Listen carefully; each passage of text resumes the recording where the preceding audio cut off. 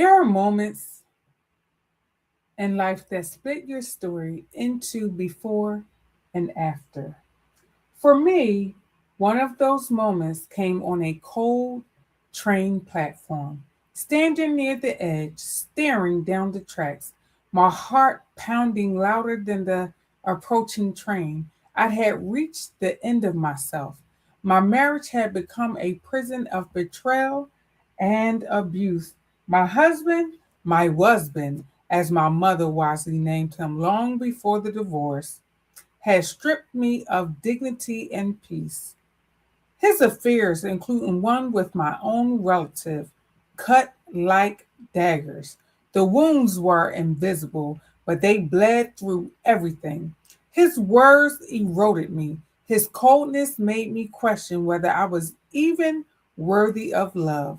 There is a particular kind of loneliness that comes from sleeping next to a man who looks through you as if you do not exist. I learned to make myself smaller, quieter, less. I learned to apologize for breathing too loudly. I learned to expect cruelty and call it normal. And somewhere in that slow undoing, I began hurting myself because physical pain felt easier to control than the emotional torment consuming me. For those of you that's joining me, I am reading from Breathe Again, Volume 2, Volume 3, excuse me, Breathe Again, Volume 3. For those of you that just heard the snippet, because I need you to get the book so that you can read the rest of the chapter. Because those of you that are listening to me, it's not about you, it's not about me. Your story does not belong to you, but you do know someone, because we all know someone that is living through hell. We all know someone that is experiencing an abusive, toxic relationship. We know someone that has experienced betrayal. All of us know someone like that. And so my question to you is, number one, how are you supporting that person? Have you thought about how to support that person? What phone call, what unexpected interruption has God used in your life to call you back from an edge you almost stepped over?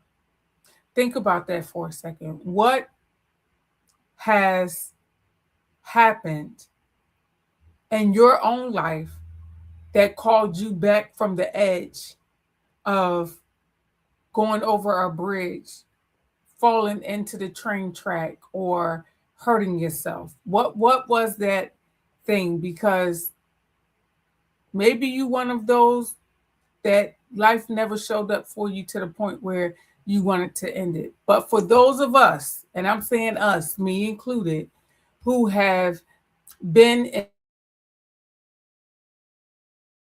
in such a I want to know what brought you back. I want to know what brought you back. Where in your story have you been mistaking weakness for disqualification when God has been preparing it as your witness? Let me say that again. Where in your story have you been mistaking weakness for disqualification when God has been preparing it as your witness? So I want you to think about that, because I talk to women all the time, every day.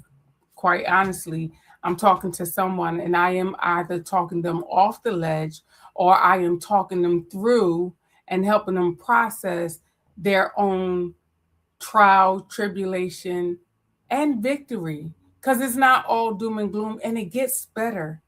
It gets better. I promise you, it gets better.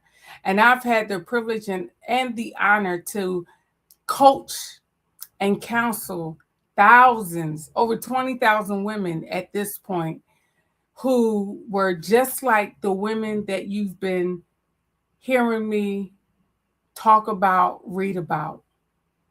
Here's the truth. None of us are alone. Here's the truth. Life shows up for all of us, and it changes when we make a decision. It changes when we make a decision. So I would love to know What was the decision that you made when life showed up for you? And what was it that you needed from your community that you didn't ask for when life showed up for you? Listen, get the book, go to amazingyou.com, get the book, and bless some women who need to know that they are not alone and that it gets better. Peace.